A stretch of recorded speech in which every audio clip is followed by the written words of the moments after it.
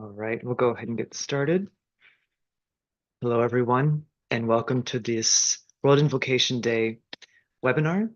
Today is May 23rd, and we're so glad that all of you are able to join us here today for this very important and special event.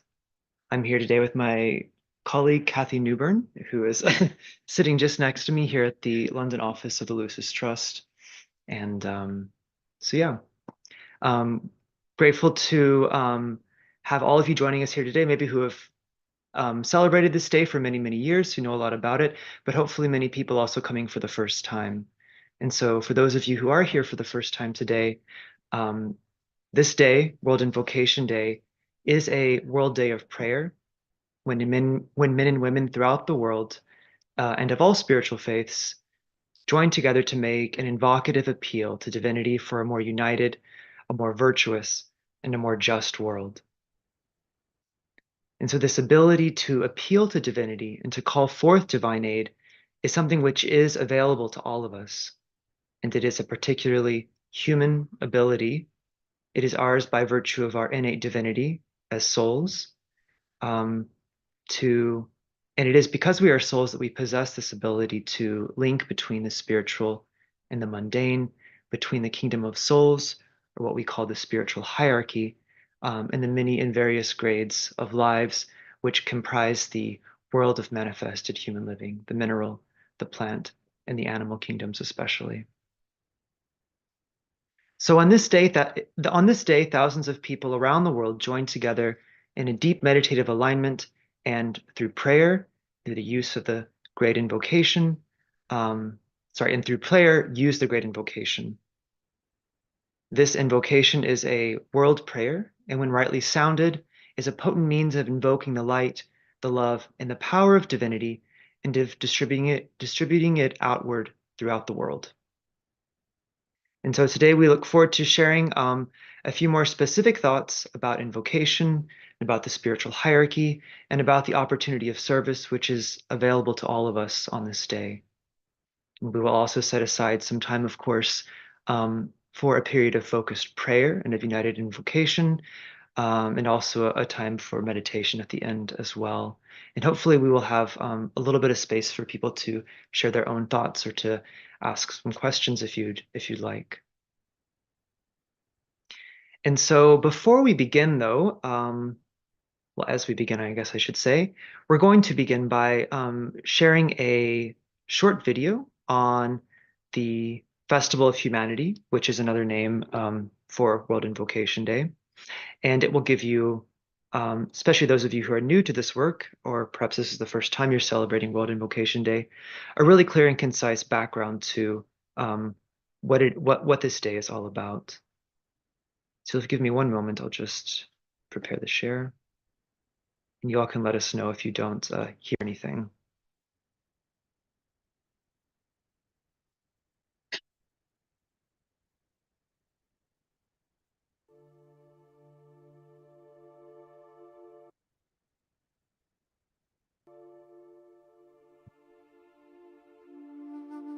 The Festival of Humanity, World Invocation Day. Invocation is an ancient spiritual practice, a powerful technique for working with energy. Rightly used, Give us 1 second. There seems to be... it can change consciousness and assist in the transformation of the world. Give us 1 second, please. There seems to be a...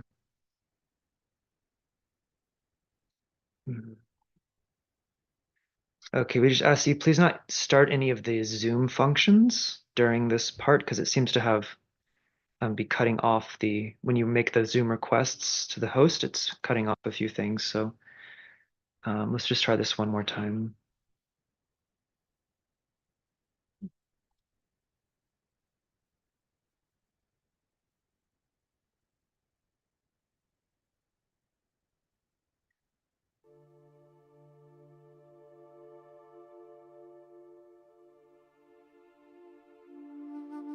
The Festival of Humanity, World Invocation Day.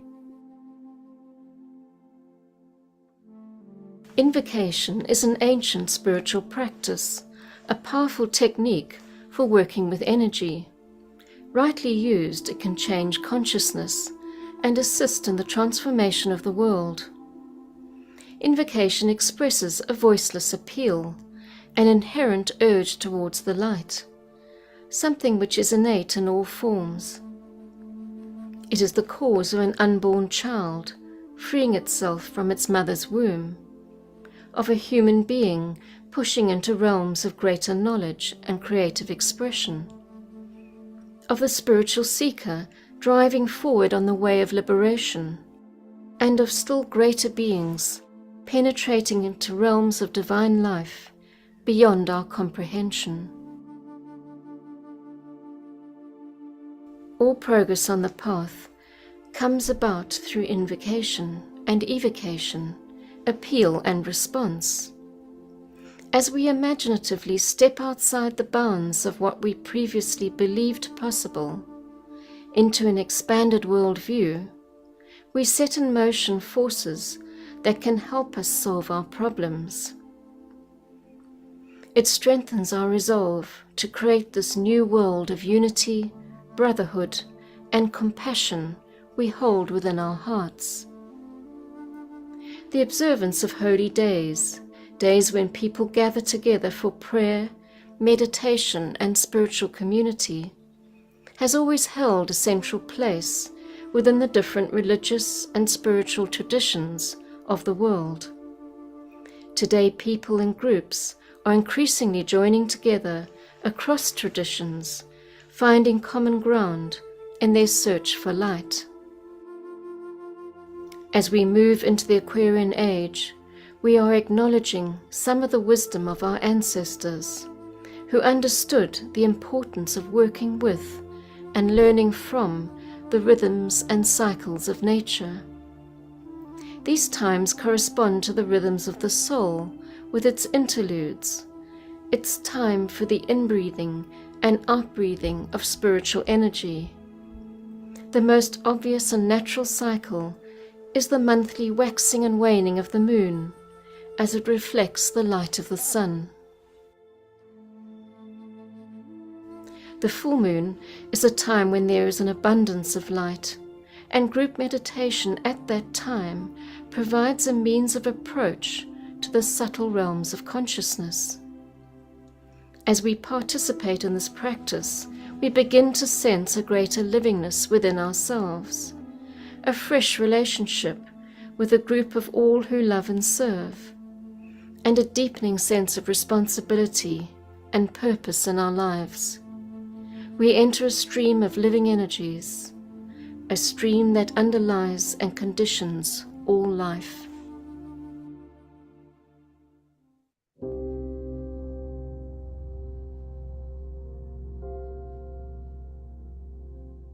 The full moon has been identified as one of the most spiritually significant days of the year. It is known as World Invocation Day. On this day, people throughout the world join together to participate in a vast meditative effort for planetary healing and reconciliation. This day is also known as the Festival of the World Teacher, of the Living Christ.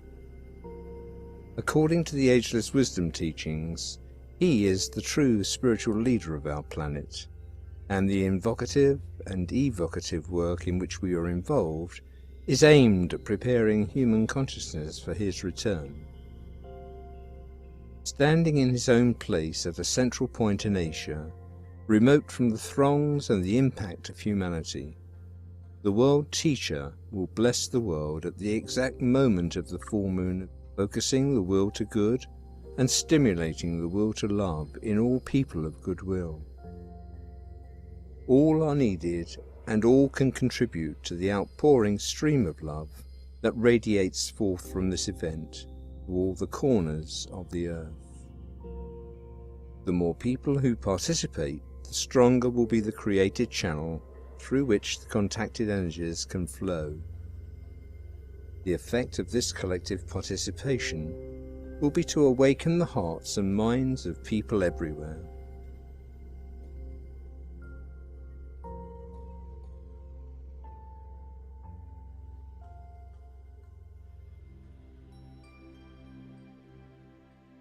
One of the most effective ways in which we can participate in this event is through the use and distribution of an ancient prayer, the Great Invocation. It has been given out to all humanity and encompasses the work of the world teacher for the new age now upon us. The invocation is said to carry tremendous potency. It voices humanity's unspoken cry for the light, the love, and the purpose needed for the Aquarian civilization, and provides a means of aligning with and distributing spiritual energy.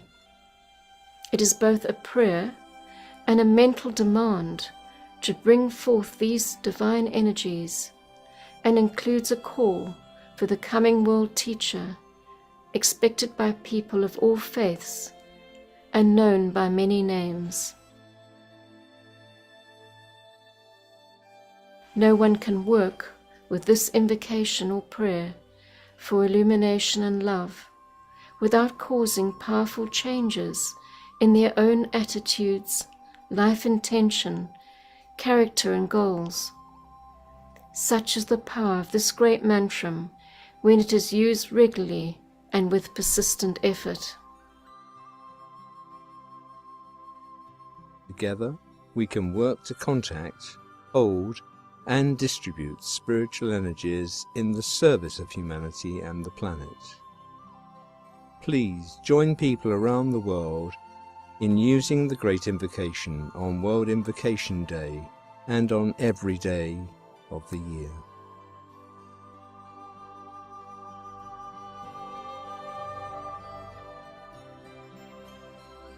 The Great Invocation, the adapted version.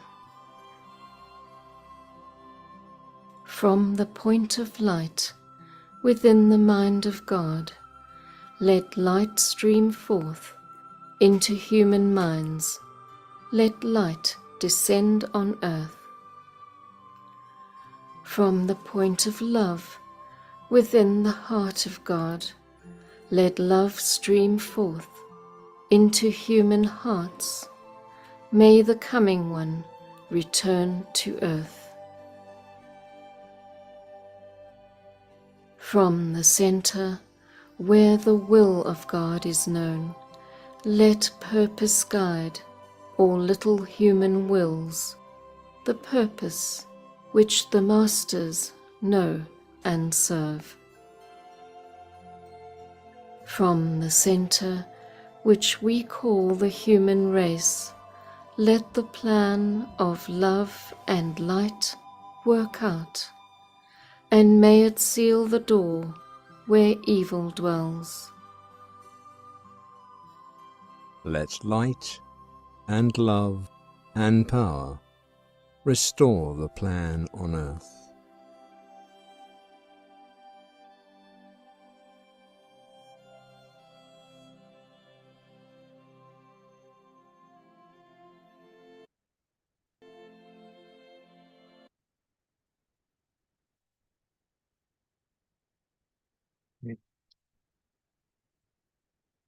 Thank you, everyone. So, moving forward into our webinar, I would now just like to share a few thoughts on invocation, what it is, the role that it plays in the process of evolution, and more importantly, how we as spiritual servers can work with this new and important science, the science of invocation, and play our part in the working out of the divine plan on earth. And so invocation in its most basic sense is a call and response. And therefore it is essentially a form of communication in that it establishes a two-way relationship and exchange of energy. Humanity invokes divine aid, and divinity, through the medium of one of its agents, responds. A relationship is established, and energies from some level of the divine life above or beyond the normal functioning of the human are made available to us. These energies flow through the individual or the group that has invoked them, and they flow out into the world, uplifting, redeeming, and unifying to beneficent effect. And so, at a deeper level, though, this science of invocation and of evocation is, we are told, a fundamental operation of the life principle. It has to do with the life principle in all things. And what this means, therefore, is that it has to do with the will of that greater life, which expresses itself through the medium of our entire planet. His will, what we call the planetary logos, seeks to drive all the many lives and the groups of lives within his sphere to the consummation of some specific divine intention. And so this science of invocation has to do with the working out of this intention through the impulse of life, which flows through all aspects of the planetary whole.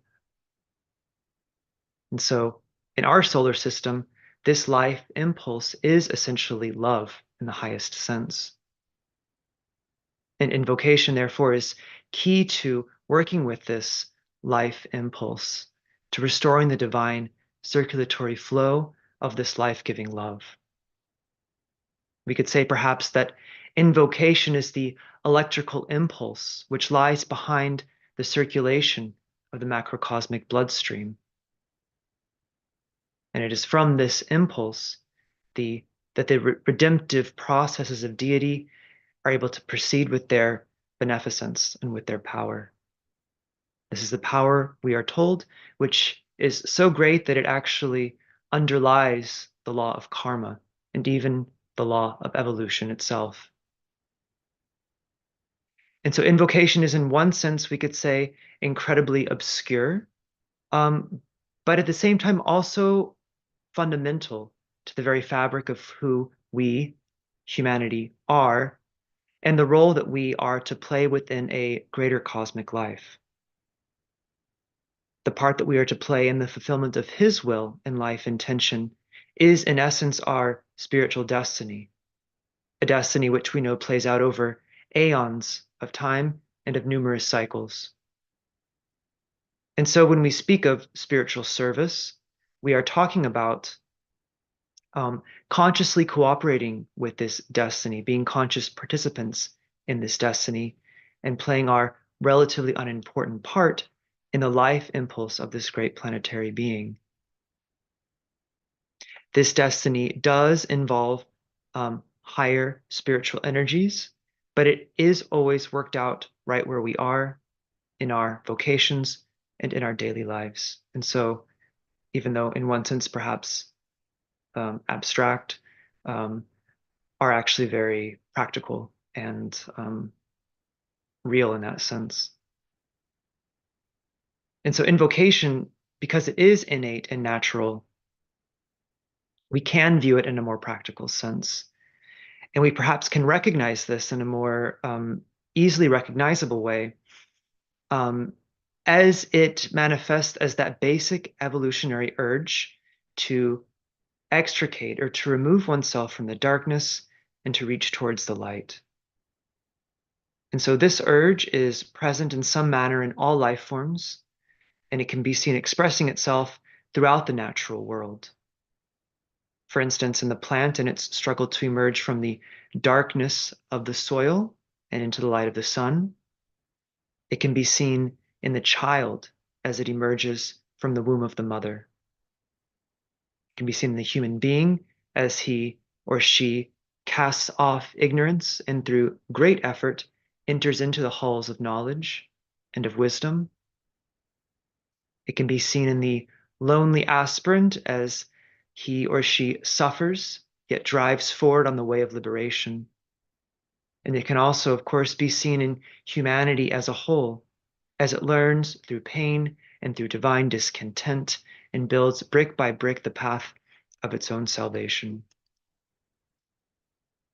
And so humanity is unique in that it is able to consciously cooperate with this divine impulse. And so on World Invocation Day, we come together to do just that.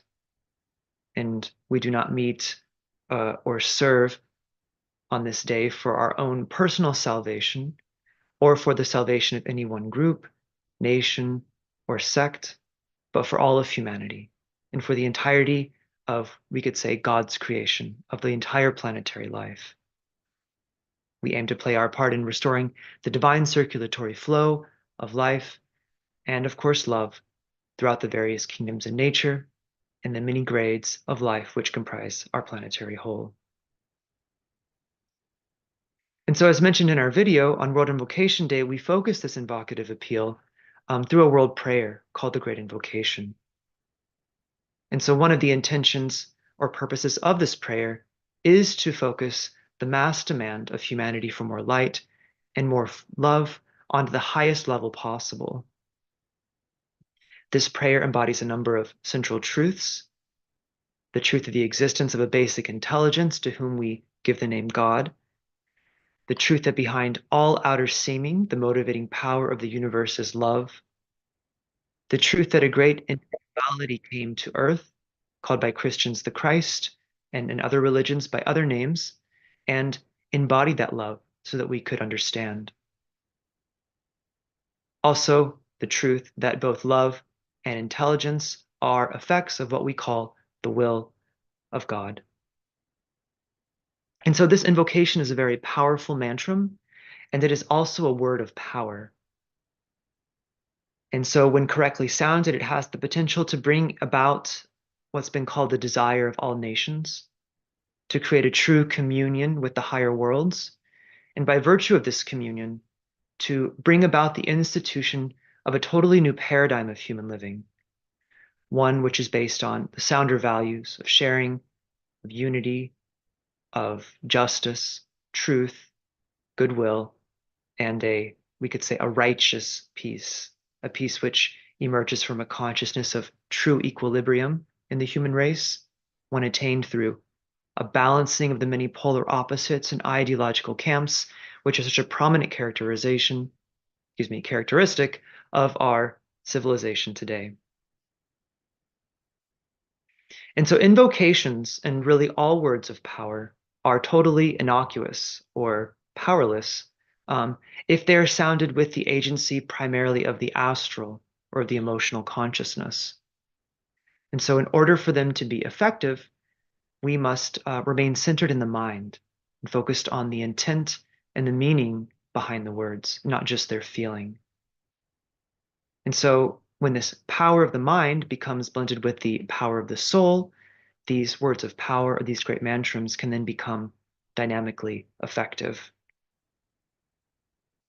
And some of you may be familiar with another common word of power, which is the Om, one which many of us sound in our meditations with regularity. And so the Great Invocation, just like the Om, is meant to penetrate one's environment and to produce serious changes, not just an intensification of one's own spiritual life, one's own aspiration or improvement of one's own spiritual equipment, though this may happen. It really is meant to be sounded forth and projected outside of the personal self in every sense. Words of power destroy that which must be eliminated, and they build in or attract that which is needed for the achievement of group desire and group purpose. All of this, when done truly under soul impulse, occurs because of the operation of the law, and the individual transformations occur only in response to the spiritual needs of the group of which one is a part. And so this whole process operating under law and not of the result of individual desire or aspiration is one of the key components to keep in mind when we effectively use these mantrams or prepare ourselves to do so. The Great Invocation, we are told, is actually potentially even more powerful than the Om, which is quite a statement the Tibetan makes, and it's even difficult for us to really wrap our heads around that. But if we reflect, perhaps this begins to make a bit more sense when we realize that the Great Invocation is really wholly designed for group use, really by the united invocation of humanity as a whole. So this is a very, really powerful thing to keep in mind. And so those of us that are coming here today may be interested, before we proceed, in understanding really how is this done practically. So I'll give just a few notes on that, and then we can move into a sort of guided alignment and a united sounding together of the Great Invocation. And so effective invocation is best carried out through a blending of meditation and prayer. One should begin by assuming an attitude of meditation that is of concentration, of spiritual direction, and of receptivity, but then one must pray. Those of us who have meditated for years may be inclined to think that we perhaps should or have left prayer behind, and that this method of divine communion is perhaps more fundamentally suited, or perhaps is so fundamentally colored by the Piscean age that it is no longer really suited to spiritual work in the Aquarian age. The Tibetan tells us that this really isn't true. He states that true invocation must synthesize both the meditative and the prayerful approaches. But the type of prayer that we are concerned with here in our work really seeks to synthesize the highest desire and the aspiration of the soul itself, and not so much of the personal self. This is the primary difference. It requires a real meditative alignment, especially detachment and dispassion, to tap into that, in order to tap into that highest desire or aspiration of the soul. The soul is what we call group conscious, which means that in order to really attain to that conscious to a certain extent, the sort of concerns of the personality or lower self really do have to be forgotten or left behind. But when this is accomplished, when that desire is lifted up into the soul, it has a definitely transmutating effect on one's being. But more importantly, it unlocks this power of prayer in a newfound manner. For the desire of the soul itself is potent in a very spiritual manner, in a manner which allows it to reach up and beyond into the higher worlds because of its purity. And so now we can take a moment to do just this. I'll just walk us through a few really simple steps, very basic, and then we'll sound together the Great Invocation. And so we will today sound the adapted version of the Great Invocation. This version replaces the original word min with the more contemporary equivalent human, and the word Christ with the more ecumenical coming one, Christ being but one of his names. And so in our work at the Lucis Trust and in World Goodwill, we encourage everyone to use whichever of these two versions, the original or the adapted, they prefer.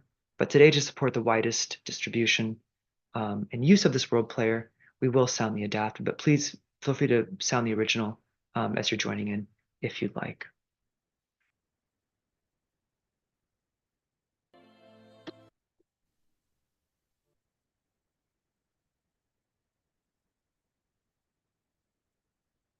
And so we take just a brief moment to attain a state of physical comfort and control and ensure that our breathing is rhythmic and regular.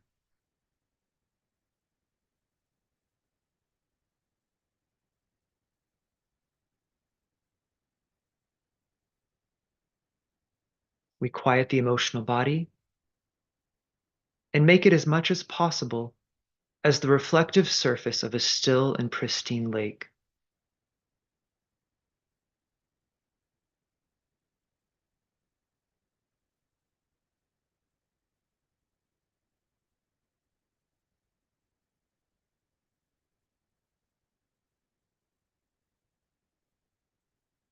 And now we focus the mind into the soul,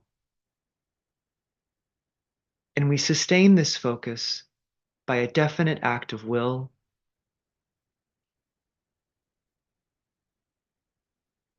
We allow this effort to not in any way interfere with the sensitivity, but lifting the consciousness, but we do allow it to lift the consciousness into an elevated state.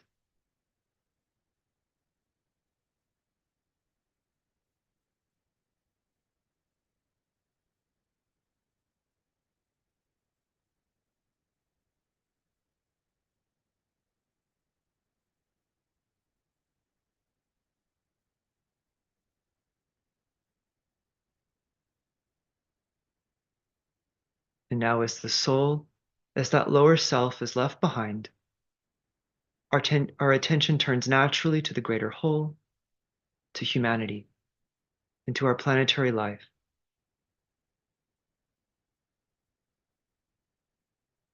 Allow the desire of the soul, which is one of group good, of love, and of eternal sacrifice, to permeate your very being.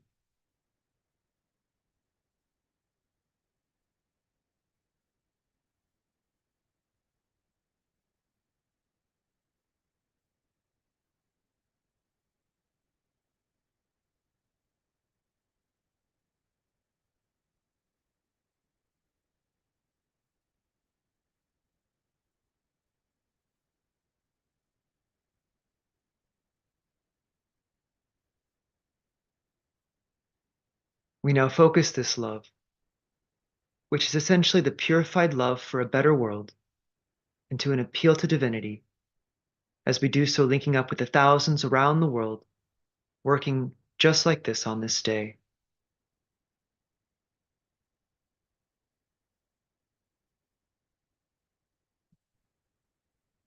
And we send it forth as we meaningfully reflect on the words behind the Great Invocation.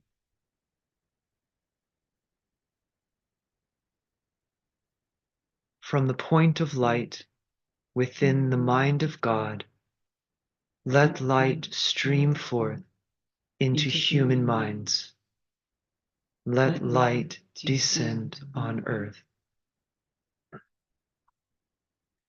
From the point of love within the heart of God, let love stream forth into human hearts.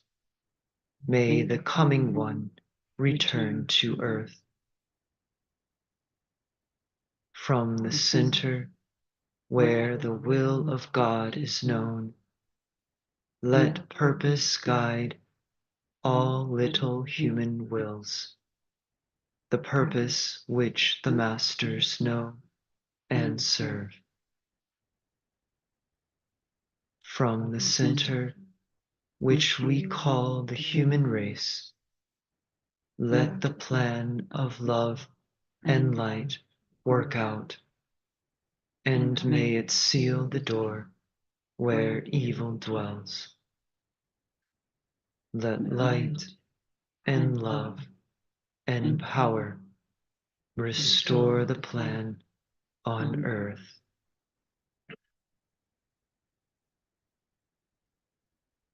Oh.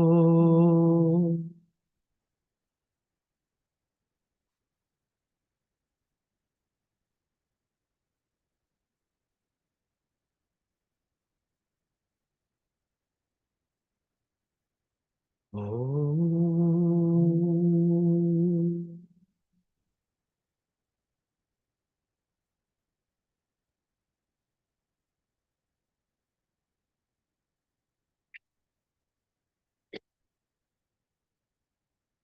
Oh.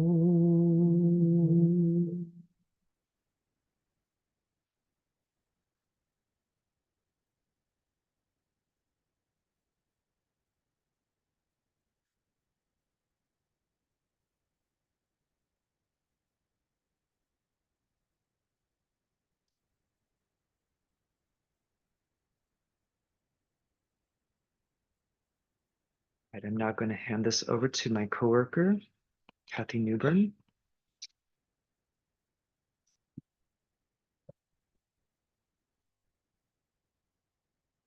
Thank you, Michael. It was helpful to hear your thoughts and to sound together the Great Invocation some 3.5 hours after the exact time. So I just have a few thoughts to share today on humanity, because that's one of the names of World Invocation Day, as it was stated in the video, the Festival of Humanity. The first of the 3 spiritual festivals of the year, the Aries Festival, the spiritual hierarchy is celebrated, the planetary heart center. And then at Waisak, the festival is focused on the highest spiritual center, the head center, Shambhala. And then today, at this third and final festival of the higher interlude, we celebrate humanity, the planetary throat center. As you know, this festival is conditioned by the sign of Gemini, which highlights the dual nature of this festival and of humanity itself, and all of the challenges and opportunities which this energy, this dual energy, which highlights the pairs of opposites, plays in conditioning the human kingdom. At present, humanity is in a point of crisis, and these pairs of opposites are fraying the fabric of our planetary life.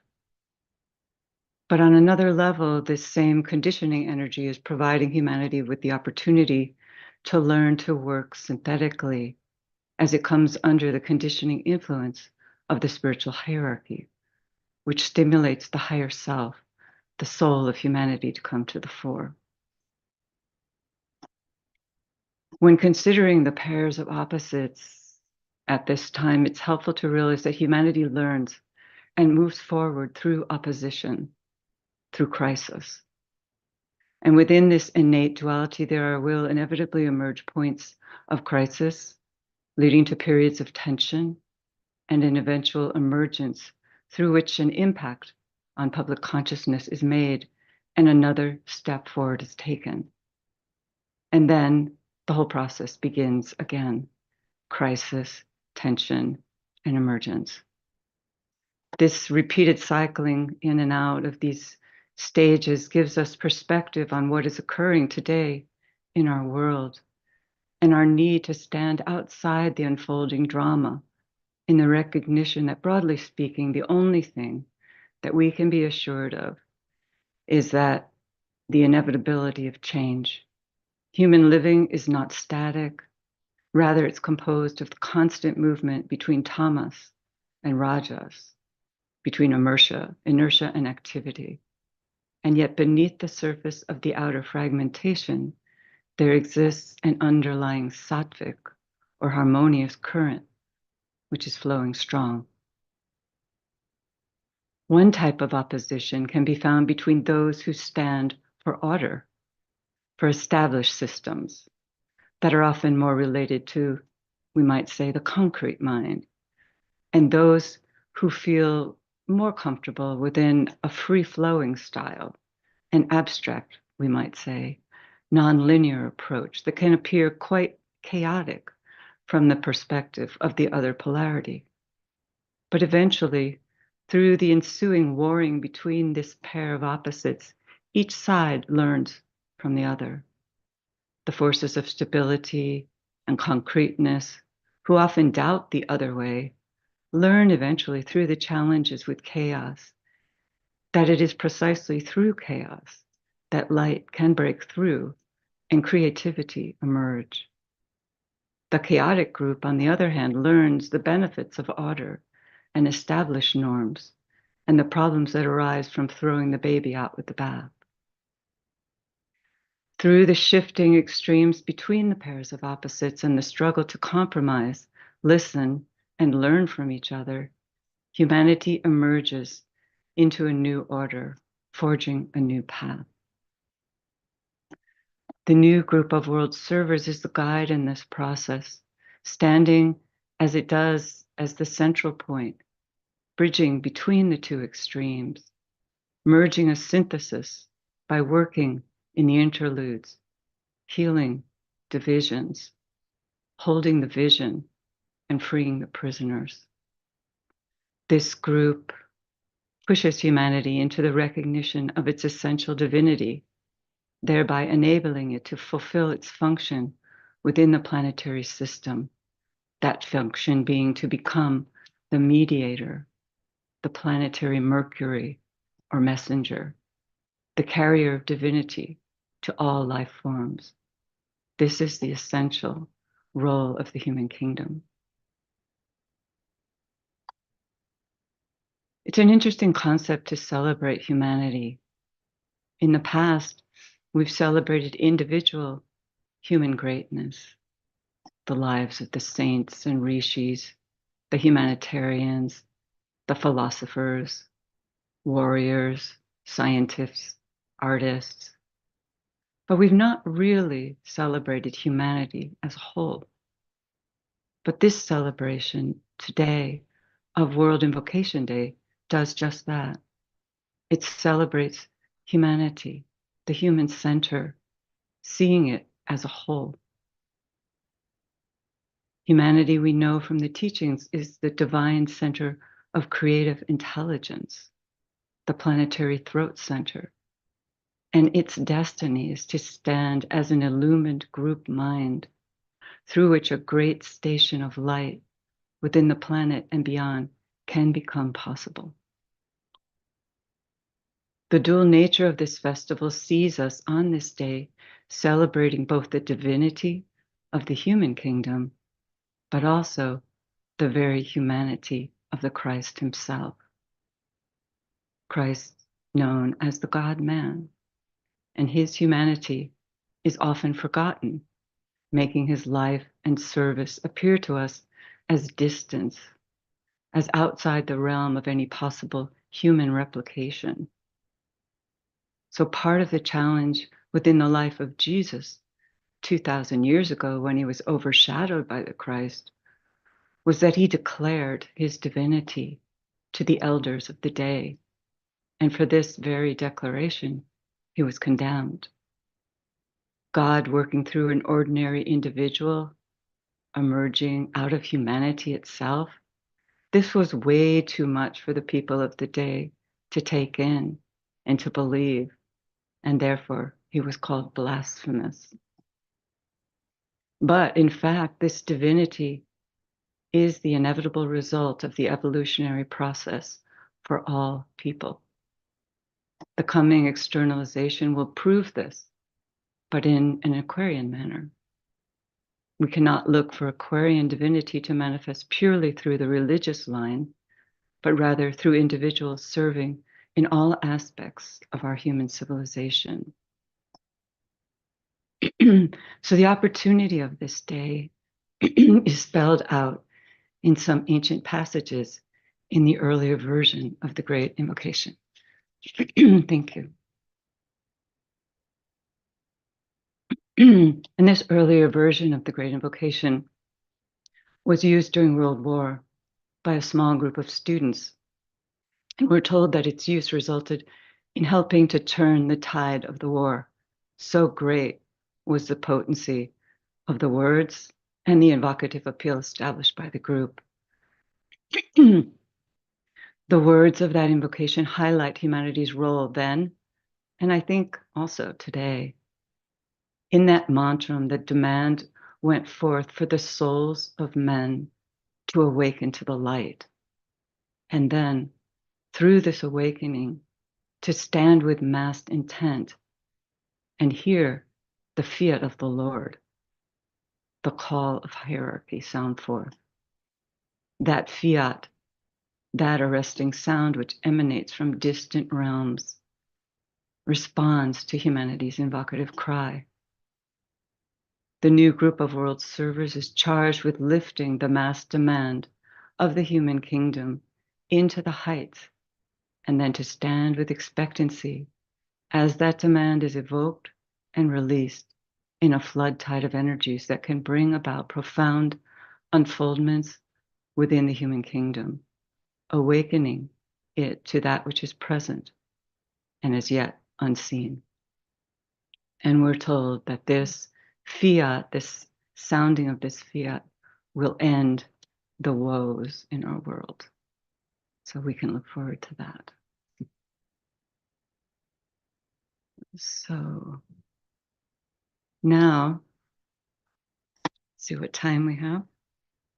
We do have a few minutes before we go into our meditation. So if anyone would like to raise their hands and share their thoughts or perhaps a question with the group or a comment, please feel free to do so this time.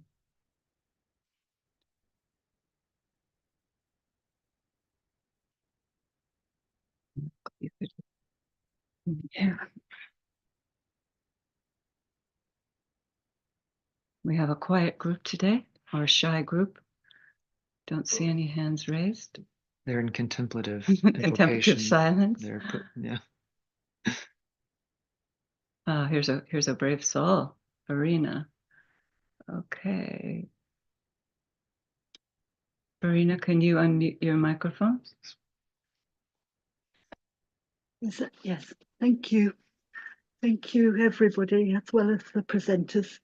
For a long, long time, I, as somebody who's not got a strong imagination and no vision,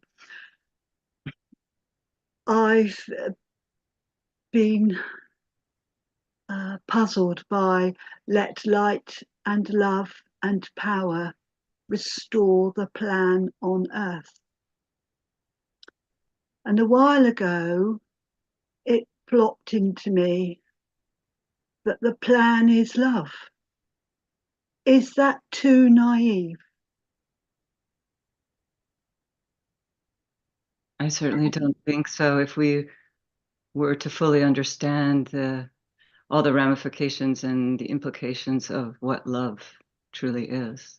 Human love, yeah, it might be naive to think that, but divine love, no. I would think so. No, I'm not saying I comprehend what love means, but it made me feel I could sit with it more easily to allow whatever love is coming through or attuning to it or facilitating it. Thank you.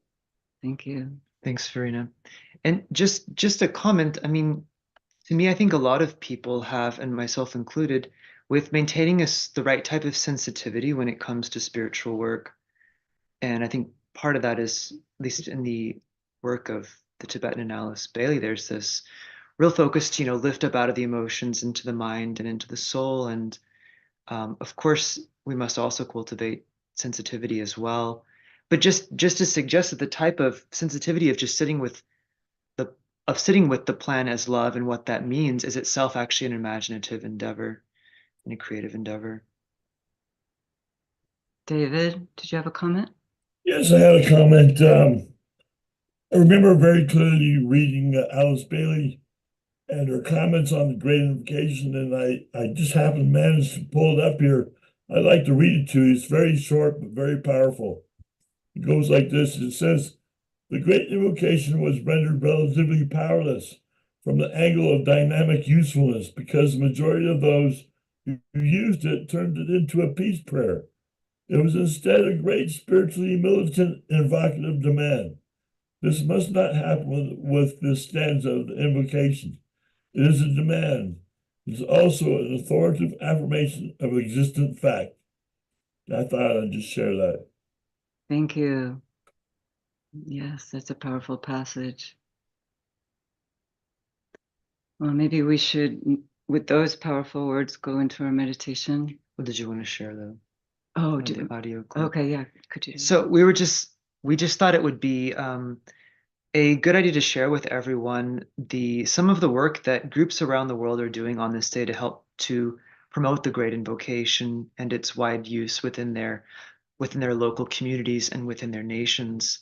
There's a server in Nigeria with the Benin Unit of Service, Isoken Ogboro, who posted a radio advert, I believe, I'm sorry, I have the name here. If I could just bring it up.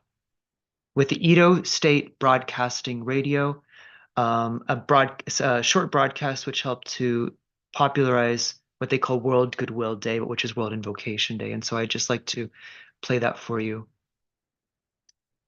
now, just to get a sense of the worldwide community. Greetings on World Goodwill Day. Thursday, 23rd May 2024 is World Goodwill Day, a day of prayer and meditation. The general public is hereby invited to participate in a united prayer and meditation for the betterment of the whole human race.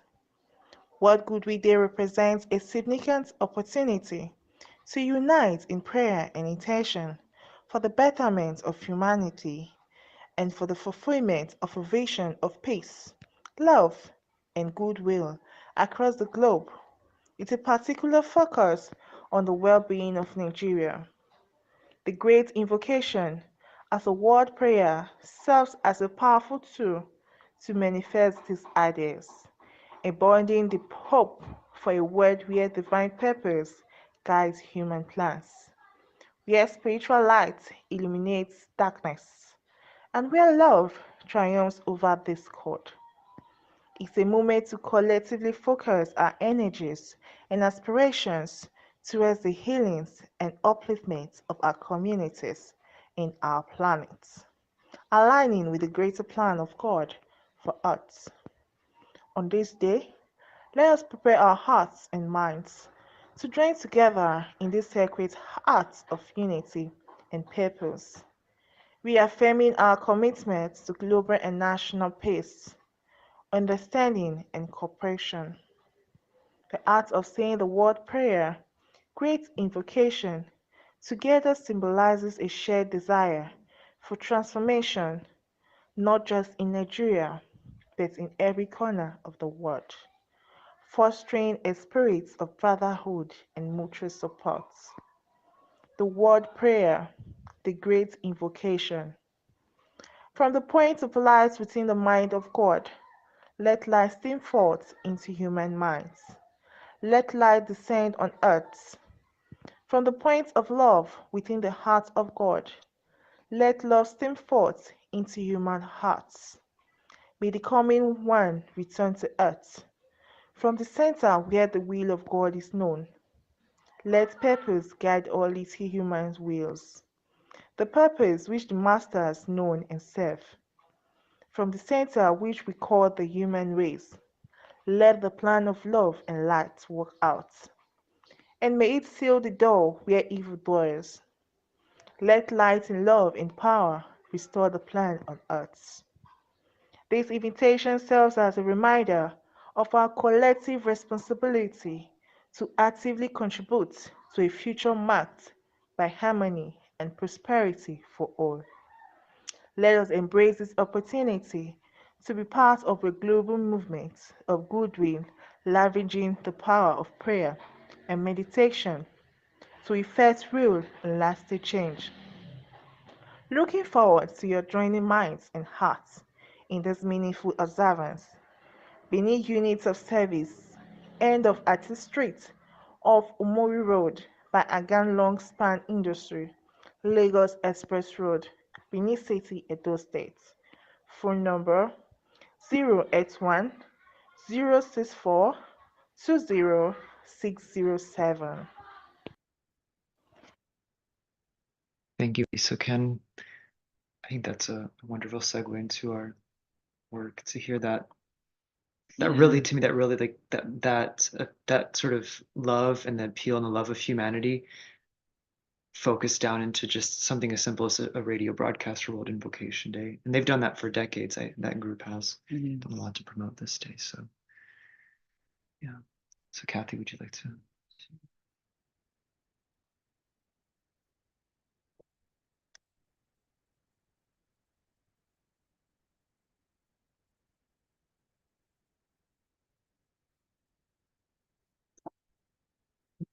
We thought that since this festival under the sign of Gemini has multiple names, one of which is the Festival of Goodwill.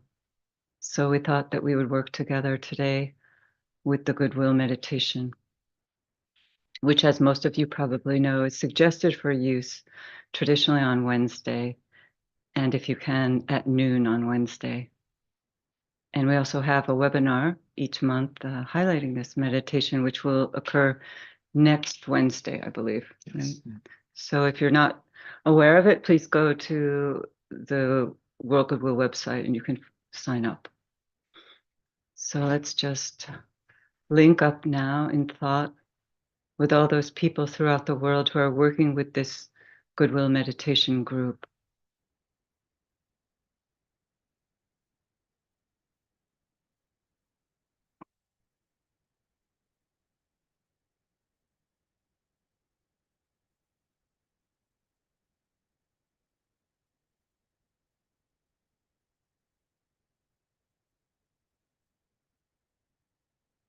And let's take a moment to reflect on the fact of relationship.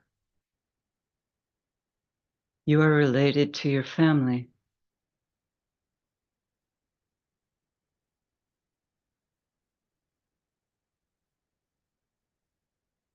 Your community.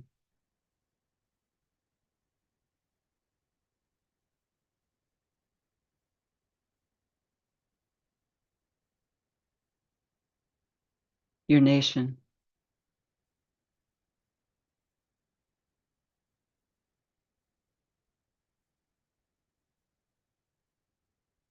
To the world of nations.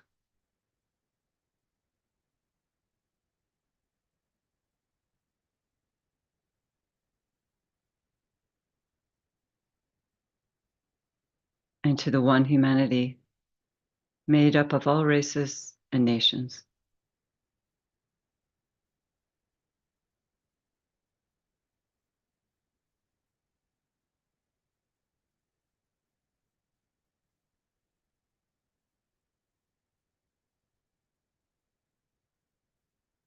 Now we'll sound together the mantra of unification, recognizing that this day, another name it is known by, is the Festival of Unification. The souls of all are one, and I am one with them. I seek to love, not hate. I seek to serve and not exact due service. I seek to heal, not hurt. Let pain bring due reward of life and love. Let the soul control the outer form and life and all events, and bring to light the love that underlies the happenings of the time. Let vision come and insight. Let the future stand revealed. Let inner union demonstrate and outer cleavages be gone. Let love prevail. Let all people love.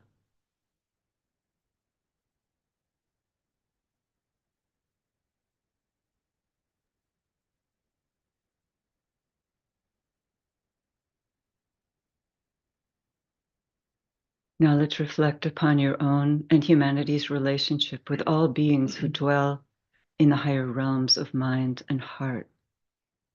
The spiritual hierarchy of saints, rishis, bodhisattvas, and masters, honored by all the world's religions and spiritual groups.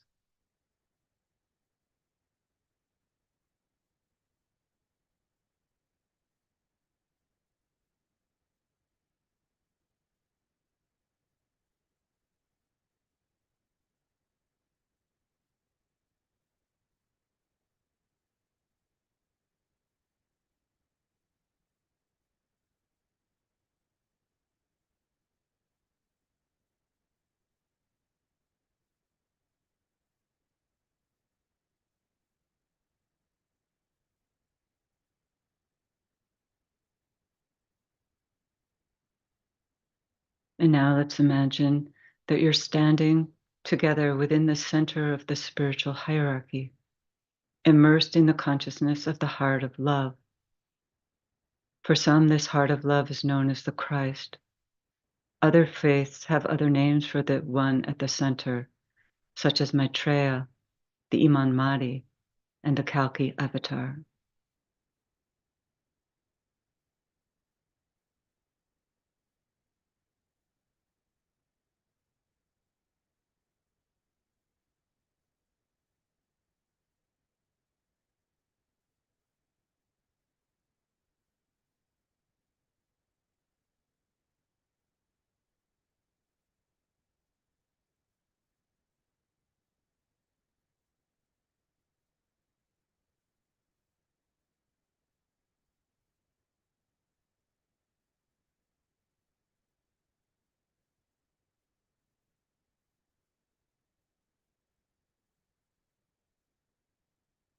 Maintaining that high point of contact, let your thoughts reach out to include all members of the human family in whom the energy of goodwill is active.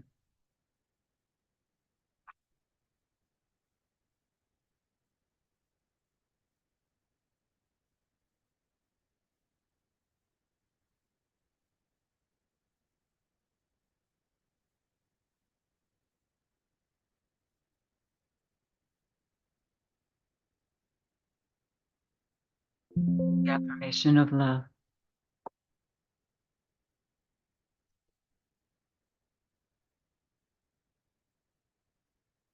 In the center of all love, I stand. From that center, I, the soul, will outward move. From that center, I, the one who serves, will work. May the love of the divine self be shed abroad in my heart, through my group, and throughout the world.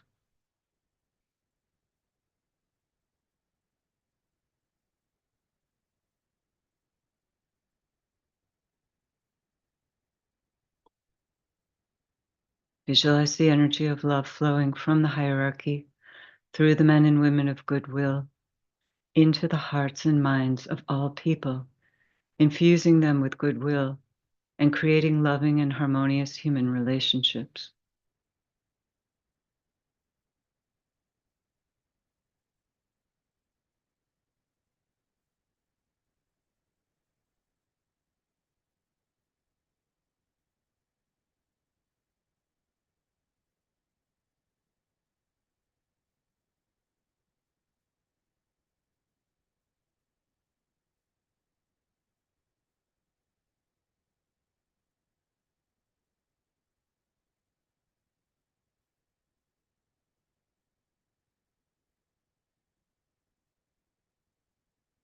Meditate on ways of spreading goodwill, creating right human relationships, and restoring peace on earth.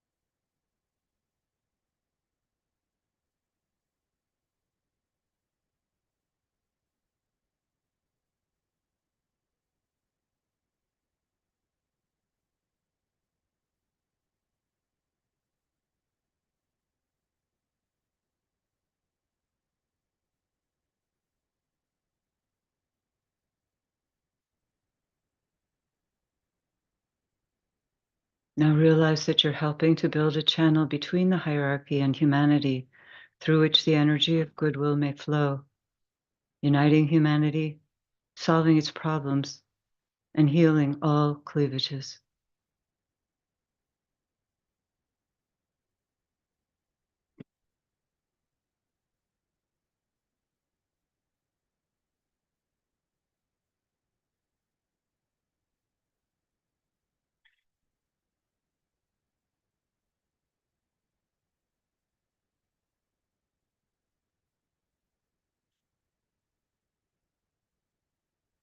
Linked in thought with men and women of goodwill all over the world, on this World Invocation Day, let's sound together the Great Invocation, saying it with deliberation and full commitment to its meaning, knowing that we're radiating its potent energies to humanity.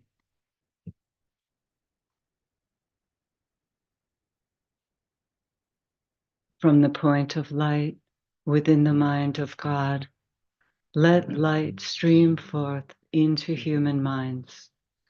Let light descend on earth. From the point of love within the heart of God. Let love stream forth into human hearts.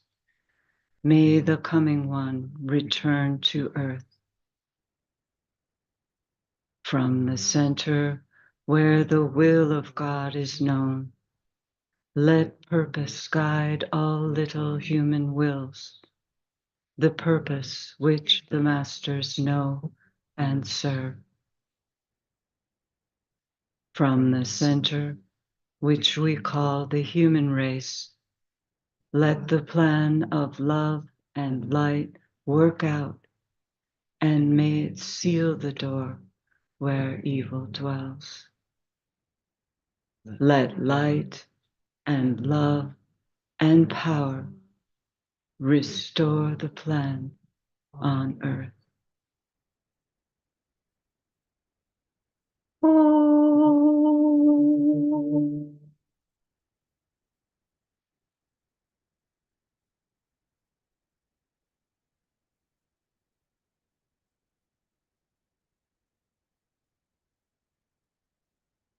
Oh.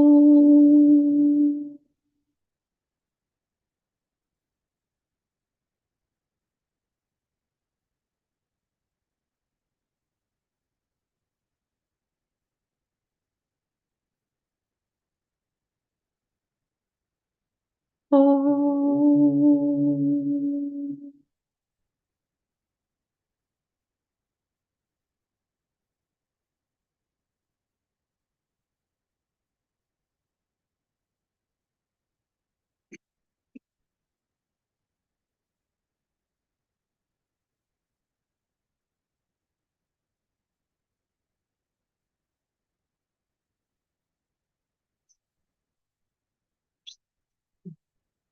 Thank you so much, everyone. And just a quick reminder that this Saturday and Sunday, the third and final phase of the Arcane School Conference will be held here in London.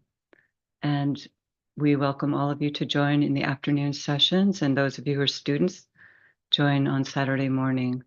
Registration is necessary. So please go to the Lucis Trust website where you can find the registration information. Thank you so much for your participation in World Invocation Day. And let us hold the alignment during the days of distribution. Thank you.